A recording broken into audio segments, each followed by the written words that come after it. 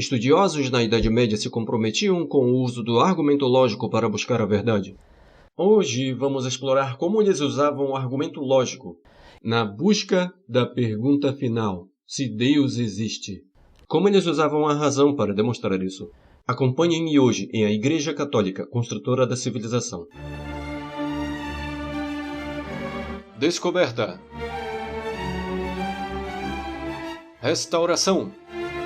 Tecnologia, Direito e Economia. Estudo. Ordem moral. Desenho. Ensinamento moral. A Igreja Católica, Construtora da Civilização. Dublado por Alan Omobono.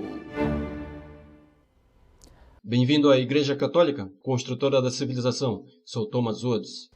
Na última vez, observamos o desenvolvimento do sistema universitário e o indispensável papel que a Igreja Católica teve. Vimos como os papas tiveram um papel crucial em proteger os estudantes e fomentar a vida universitária, e até em tornar possível uma comunidade acadêmica internacional. Agora, hoje, infelizmente, a Igreja raramente recebe crédito por essas coisas, mas eu lhes asseguro, tudo o que estou lhes dizendo é baseado em fontes facilmente consultadas. Peguem uma história da universidade e o lerão por si mesmos. Hoje quero seguir nessa via de investigação ainda mais. Quero apresentar algumas importantes personalidades e examinar as coisas que elas fizeram e disseram e as questões que sondaram. E, em particular, quero tomar duas pessoas famosas na história da Igreja e observar como elas responderam à questão crítica. Podemos provar a existência de Deus? E se sim, como? Agora isso é muito antiquado hoje, porque hoje, como eu disse no início, estamos sendo bombardeados por argumentos de ateístas francamente militantes que dizem que é irracional acreditar em Deus. Que, é claro, um crítico pensador de mente científica nunca poderia crer em Deus. Bem, espero convencê-los do contrário hoje. Bem, primeiro, comecemos com algumas personalidades. É válido notar que, na Idade Média, havia um compromisso com o argumento lógico e uma crença em que a lógica e a razão poderiam levá-lo à verdade. De fato, o Papa João XXI escreveu um livro de lógica e seu livro didático foi usado por séculos depois e teve 166 edições. Muito poucos livros passam por tantas edições. E aqui está um Papa, um futuro Papa escrevendo um livro dessa natureza.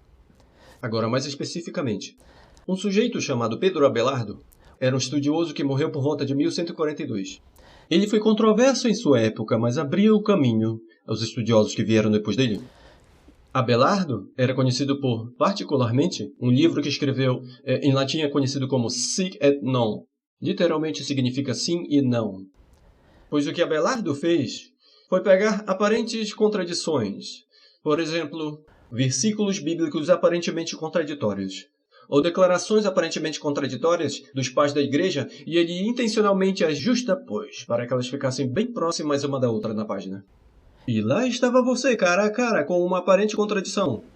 Como essa contradição seria resolvida? Bem, a razão pela qual o livro de Abelardo foi um pouco escandaloso à sua época foi que ele não respondeu a essa pergunta. Ele largou as aparentes contradições apenas penduradas lá. E a razão de fazer isso, ele disse: Eu ganho para ser professor e não vou fazer o trabalho dos meus alunos por eles. Seus alunos tinham a tarefa de reconciliar essas aparentes contradições. Então eu sempre me divirto quando estudantes jovens na faculdade vêm até mim e dizem: bem, não há muitas contradições na Bíblia, ho, ho, ho. Bem, Pedro Abelardo estava falando disso no século XII e eu estava usando a razão para tentar resolvê-las, então não acho que preciso de um garoto de Long Island para me contar isso.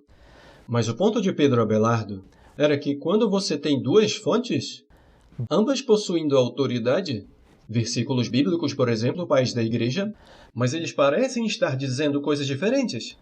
Como você pode resolver essa questão? Você não pode resolvê-la apelando à autoridade, porque aqui você tem duas autoridades dizendo coisas diferentes. Então, como resolvemos isso? Pelo uso da razão. Porque Pedro Abelardo estava convencido de que a verdade não poderia se contradizer, que essas contradições devem ser apenas aparentes contradições, e de que assim que chegarmos abaixo da superfície, veremos que de fato as declarações podem ser perfeitamente reconciliadas. Por exemplo, talvez, os dois oradores, ou os dois versículos, estejam falando sobre o mesmo assunto, sob diferentes aspectos. Ou talvez uma das citações esteja fora de contexto. Qualquer que fosse a explicação, Pedro Abelardo tinha certeza de que havia uma. Então aqui estava um estudioso que estava absolutamente preparado para tomar aparentes dificuldades intelectuais na fé e arbitrá-las no tribunal da razão humana. Agora essa é a muito mais exatamente oposta impressão que eu acho que as pessoas têm sobre a Igreja Católica, não é? Então temos um sujeito chamado Pedro Abelardo. Ele viveu de 1100 a 1160, que escreveu uma obra de teologia chamada As Sentenças, que se tornou o texto teológico mais estudado além da Bíblia por vários séculos seguintes. Agora, Lombardo, em seu livro, usava autoridades para explicar vários aspectos da fé, mas ele não hesitava em apelar também à razão humana para melhor entender e explorar os mistérios de nossa fé. De novo, mais ou menos o oposto do que nos dizem, não é? Isso, sucintamente, é o que chamamos de escolástica. De certa forma é difícil definir a escolástica de um modo que cada escolástico se qualifique como um. Mas acho seguro dizer que a escolástica começou como um termo para simplesmente se referir a professores que ensinavam nas universidades. Agora, de cara, isso excluiria Santo Anselmo, pois ele não ensinava em universidade, mas era um escolástico, então nem sempre funciona. Mas além disso, os escolásticos, tipicamente, se interessavam pelo uso da razão para compreender melhor e defender a fé católica. Eles criam que não havia contradição entre razão e fé, e que se parecesse haver uma, então apenas havíamos usado mal nossa razão, não havíamos corretamente argumentado o assunto ou simplesmente entendido algum aspecto da fé, mas as duas não podiam se contradizer. Elas eram duas asas com efeito, que voariam em direção à verdade, creio que é como o Papa João Paulo II colocou em sua encíclica Fides et Ratio no final dos anos 90. Isso é exatamente no que São Tomás de Aquino acreditava. Assim, os escolásticos estão comprometidos com esse projeto de uso da razão na busca da verdade e de considerar visões opostas. Normalmente, após o século XIII, um escolástico não apenas subia lá, dava sua posição e se sentava, ele sempre antecipava o que o outro lado iria dizer. E como disse, São Tomás de Aquino era tão generoso com seus oponentes, que ele não apenas explicaria sua posição muito convincentemente, mas às vezes ele pensaria em argumentos que seus oponentes nem sequer haviam pensado, e ele mostraria esses argumentos e diria, aqui você pode ter esses argumentos, mas vou respondê-los também. Isso é típico da escolástica. Bem, vamos examinar um conhecido prógono escolástico, uma figura que já examinamos brevemente, Santo Anselmo. Ele é um escolástico pioneiro, ele morre por volta de 1109. Santo Anselmo interessava-se por esta questão. Deus existe e podemos provar que Deus existe? Agora, é verdade, ao longo de sua carreira, Santo Anselmo fez e respondeu a muitas perguntas. Mas esta, talvez mais do que qualquer outra, o estabeleceu como um filósofo, pois, mesmo que as pessoas não aceitassem seu argumento, dali em diante, elas pelo menos teriam que contar com ele de qualquer forma, mostrar por que não concordavam com ele. Santo Anselmo, na verdade, argumentou desta forma. São apenas alguns poucos passos que lhe deu, para tentar provar apenas pela razão que Deus existe. E sua primeira afirmação é a seguinte, que não importando se você concorda comigo que Deus existe, certamente concordaremos sobre uma definição de Deus. Deus é o maior ser concebível. Deus é aquilo que nada maior pode ser concebido. Foi assim que ele colocou. Então, nossa primeira declaração é: Deus é o maior ser concebível. Nossa segunda afirmação é: o maior ser concebível tem que ser absolutamente perfeito. Tem que ser perfeito em todos os sentidos, tem que possuir toda a perfeição possível. Não acho que seja particularmente controverso, isso vem da primeira afirmação. Agora, a terceira afirmação é assim: é mais perfeito se você existir tanto na realidade quanto na mente do que se existir apenas na mente. Agora, isso pode soar um pouco complicado, então lhe darei um bom exemplo. Suponha que você esteja pensando em sua mente, não sundae com calda quente. Mas ele não existe na realidade, não há sundae com calda quente na sala, está só na sua mente. Acho que todos concordamos que aquele sundae com calda quente não é tão perfeito quanto um sundae com calda quente que está tanto na sua mente quanto na mesa à sua frente. Ele tem uma perfeição por existir num mundo que o Sunday imaginário não tem. Bem, o que isso tem a ver com Deus? Bem, o que Santo Anselmo está dizendo é: suponha que Deus exista apenas em nossas mentes. Ele é só uma invenção da nossa imaginação, como o não existente Sunday de calda quente. Pois bem, esse ser não é tão perfeito quanto um ser que existisse tanto em nossas mentes quanto na realidade. Agora, seu próximo passo de fato é, portanto, Deus existe. Agora pode parecer que ele está pulando alguns passos aqui. Como ele chega lá? Bem, seu ponto é, se dissermos que Deus é o maior ser concebível, que ele tem toda a perfeição possível, e uma perfeição é existir na realidade? O maior ser concebível teria que ter essa perfeição?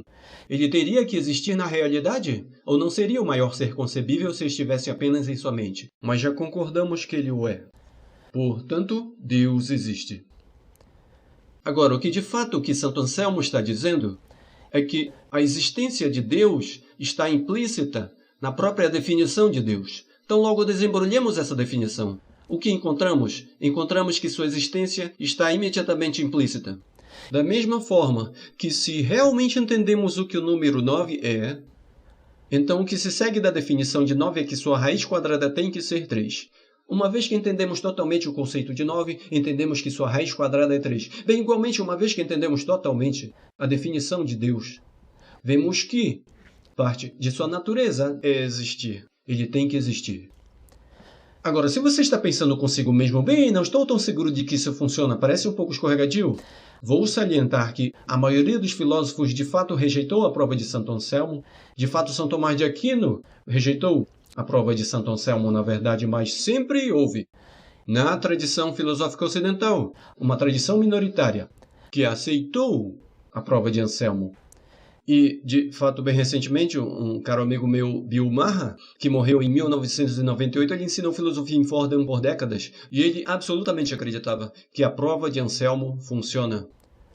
Mas se vocês creem ou não, ao nosso propósito não importa muito, o que simplesmente quero mostrar-lhes é que Anselmo e outros católicos estavam comprometidos com a busca da verdade por meio da razão humana. Não havia nada bíblico naquele argumento de Santo Anselmo. Ele queria mostrar que a mente humana poderia resolver esse problema. Bem, depois do intervalo, veremos que São Tomás de Aquino resolveu esse problema, e creio eu de modo muito mais convincente. Então junte-se a mim após o intervalo.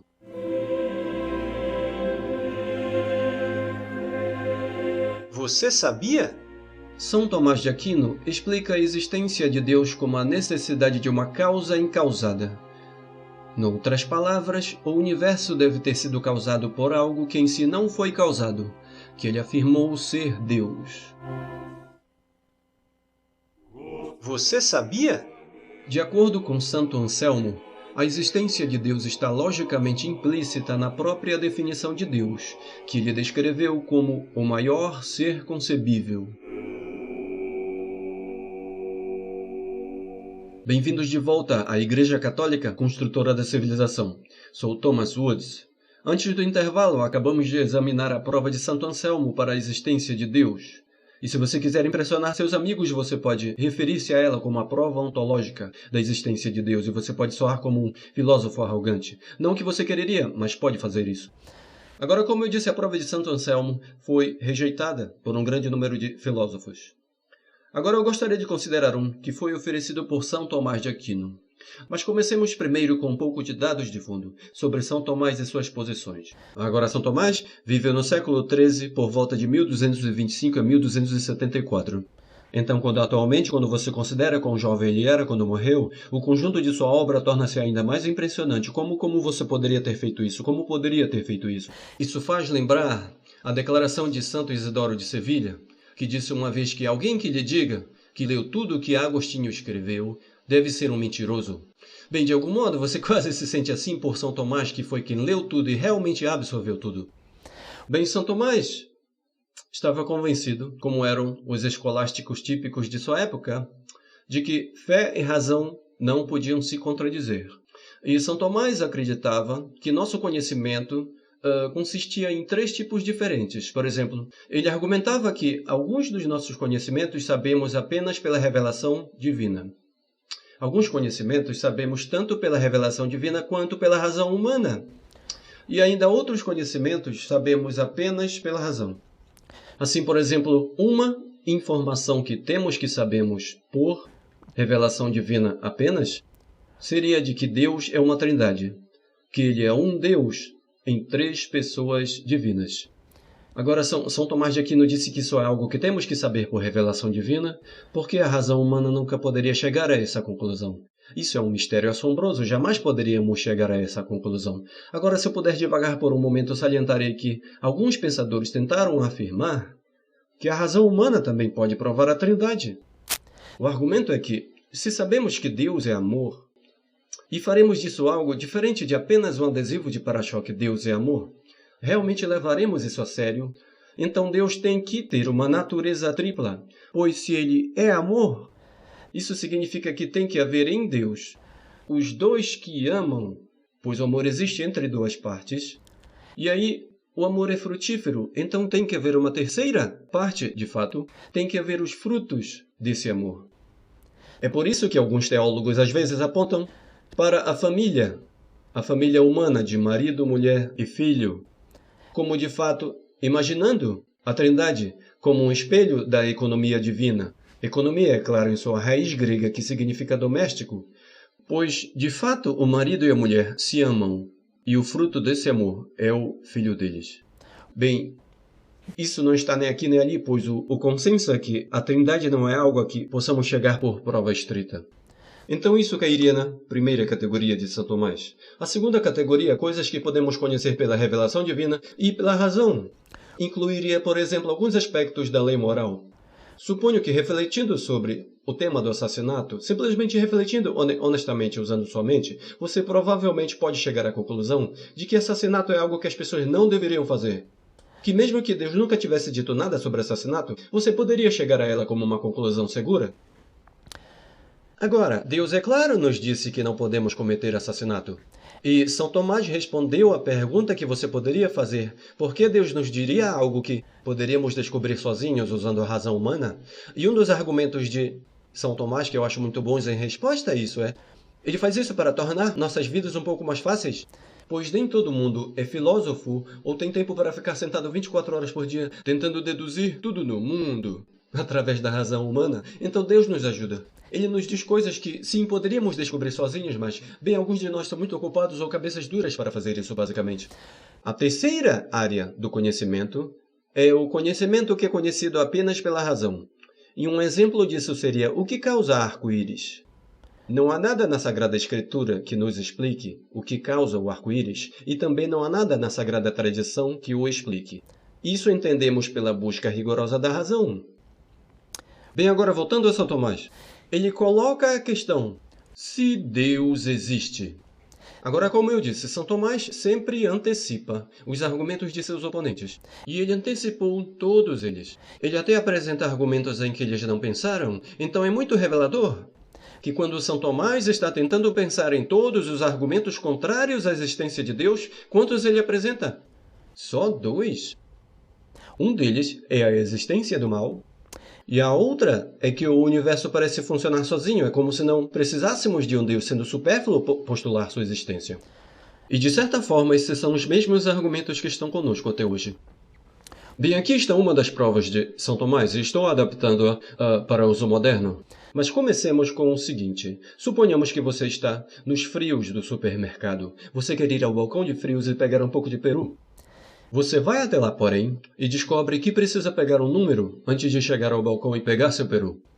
Aí, quando você está prestes a pegar um número, você vê outro aparelho, e esse outro aparelho diz: antes de pegar um número, pegue o número para entrar na fila para pegar um número. Bem, isso é uma sessão de frios kafkiana muito perturbadora, não é certa? Então você está quase pegando esse número e ocorre que a outra máquina de números. Ela diz: ei, não tão rápido, antes de pegar aquele número. Você tem que pegar o número. Então você tem que pegar o número para entrar na fila para pegar o número, para entrar na fila para pegar o número, para chegar ao balcão de frios. Bem, suponha que você vire a cabeça e veja que indo infinitamente por esse supermercado é uma infinita série de números que você tem que pegar. Bem, você chegará ao balcão de frios? Claro que não, você passará o resto de sua miserável e podre vida ficando lá, tentando pegar números, mas sendo incapaz de fazê-lo porque sempre há um precedente que você tem que pegar. Você nunca pode pegar o número, porque sempre há um antes dele, que você deveria pegar primeiro. Você nunca chegará ao balcão de frios, isso é certo? Mas suponha que você está vagando todo frustrado. No supermercado você está vagando e você vê alguém com peru no carrinho de compras. Então você sabe que os números não devem continuar para sempre, pois senão como essa pessoa conseguiu o peru? Deve ter havido um ponto final, em algum lugar. Ou veja isso. Você quer se matricular num curso, numa faculdade, um curso especial? E lhe dizem, bem, se você quer se matricular nesse curso, você tem que falar com o Sr. Jones. Você vai falar com o Sr. Jones e ele diz, bem, desculpe, antes de falar comigo, vá falar com o Sr. Brown. Sr. Brown diz, antes de falar comigo, fale com o Sr. Johnson. Você pensa consigo, mas que coisa? Obviamente não preciso fazer este curso, vou ficar louco, obviamente você nunca entrará lá. Porque sempre há alguém de quem você precisa obter permissão antes de poder fazê-lo. Mas suponha que você veja alguém matriculado nesse curso. Aí você sabe que não deve haver uma sequência infinita de pessoas das quais você precisa obter permissão, pois senão como essa pessoa entrou lá? Agora o que isso tem a ver com a existência de Deus? Nós temos uma percepção básica, como seres humanos, que todo efeito tem uma causa. Nada apenas existe por existir. Ninguém vai à praia e diz, esse castelo de areia deve ter sido aleatoriamente criado pelo movimento das ondas, ou ele existe desde sempre, o meu relógio aqui. Ninguém o olharia e diria, aposto que ele sempre esteve aí. Desde o início dos tempos, ninguém diria isso. Ok, sabemos que isso seria um absurdo. E eu peço desculpas a seja lá de quem eu esteja pegando isso, desde que eu não consigo lembrar seu nome, mas gosto deste exemplo. Suponha que eu entre no meu escritório e haja uma bola de boliche na minha cadeira. Agora, há muitas maneiras possíveis de ela ter chegado ali. Mas a única explicação que não aceitarei é, bem, ela só apareceu, não teve causa. Ninguém aceitaria isso, certo? Eu estaria disposto a considerar as mais ridículas explicações antes de aceitar isso. De fato, eu poderia considerar a possibilidade de que a CIA esteja tentando me espionar e pôs um pequeno chip na bola de boliche para tornar isso possível. Eu consideraria isso antes de considerar. A bola só apareceu. Bem, agora eis a prova de São Tomás. Todo efeito requer uma causa. Então considere qualquer coisa existente. Ela requer uma causa. Considere uma coisa Z. Ela requer uma causa. Chamaremos a causa de Z Y. Mas o problema é que Y também deve ter uma causa, certo? Y não apenas existe do nada. Y também deve ser causado. Bem, o que causou Y? Bem, diremos que X causou Y. Mas aí voltamos ao mesmo problema. O que causou X? X não é apenas autoexistente. Todo efeito requer uma causa. Então o que causou X? Vejamos. W. Ok, acho que você já viu onde isso vai chegar. W causou X. E então continuamos, porque isso também não resolve o problema. Porque então o que causou W? Então o que São Tomás está dizendo é, suponha que você tem uma série infinita de causas em que Z é causado por Y, mas Y é causado por X. X é causado por W, W é causado por V, e isso continua para sempre. Se isso fosse verdade, então nada existiria. Nada existiria, pois antes que qualquer coisa pudesse existir, ela estaria esperando uma causa à sua existência. Mas essa causa ainda não existe, porque ela requer uma causa. E essa causa ainda não existe porque está esperando uma causa. Se tudo está à espera de uma causa previamente existente, a sequência de causas nunca poderia começar. Seria como esperar para tentar pegar peru naqueles terríveis frios. Aquilo continua para sempre. Você nunca começaria, você nunca pegaria aquele número para começar. Aquilo continua para sempre, você nunca pegaria peru. E, nesse caso, nada existiria no mundo. Mas olha à sua volta. As coisas de fato existem. Ok? As coisas de fato existem. A TV em que você está vendo isto existe. Todas essas coisas de fato existem. Portanto, a série de causas não pode, logicamente, continuar para sempre. Deve haver um ponto final. Deve haver algo que existe inteiramente fora da sequência causal, que faz essa relação funcionar, que começa a causar a próxima coisa, que causa a próxima coisa, que traz todas as coisas que vemos à existência. E São Tomás diz, essa causa deve ser Deus. Agora algumas pessoas dirão, bem, então o que causou Deus? Bem, isso de fato mostra um completo mal-entendido do argumento. O ponto é apenas que é logicamente necessário, é inevitavelmente necessário, que algo deva existir fora dessa sequência causal para fazê-la funcionar. Agora, Eu não acho que é um argumento de um idiota, certo? Eu acho esse argumento extremamente convincente. E eu costumava explicá-lo aos meus alunos quando ensinava história em Nova York, ensinava civil ocidental, eu fazia isso. É um ponto histórico legítimo. E faz você pensar. Agora, você normalmente não se justifica para crer em Deus. Mas há muita gente hoje, acho, que pensa que crer em Deus é apenas estúpido e irracional. Provas como essa podem ajudar a quebrar essas barreiras para pessoas assim. Foi isso que as universidades tornaram possível, esse tipo de ambiente intelectual rigoroso. O Papa Inocêncio IV, um papa do século XIII, descreveu as universidades como rios de ciência que irrigam e fertilizam o solo da Igreja Universal. O Papa Alexandre IV chamou-as de lanternas brilhando na casa de Deus. Mas não só estudiosos construíram a civilização ocidental, foram pessoas que rezavam e faziam trabalhos acadêmicos, mas também faziam trabalho físico. E eu estou falando agora dos monges, que serão o tema do nosso próximo programa. Os monges são provavelmente as pessoas mais versáteis que já viveram. Eles rezavam, eram agricultores, eram metalúrgicos, eram cientistas, eram médicos, faziam caridade, davam hospedaria às pessoas. Eles faziam mais do que qualquer outro grupo de pessoas em qualquer cultura com a qual já estive familiarizado e tiveram um papel essencial na construção da civilização ocidental. Então junte-se a mim na próxima vez que falarmos dos monges em A Igreja Católica, Construtora da Civilização. Até lá!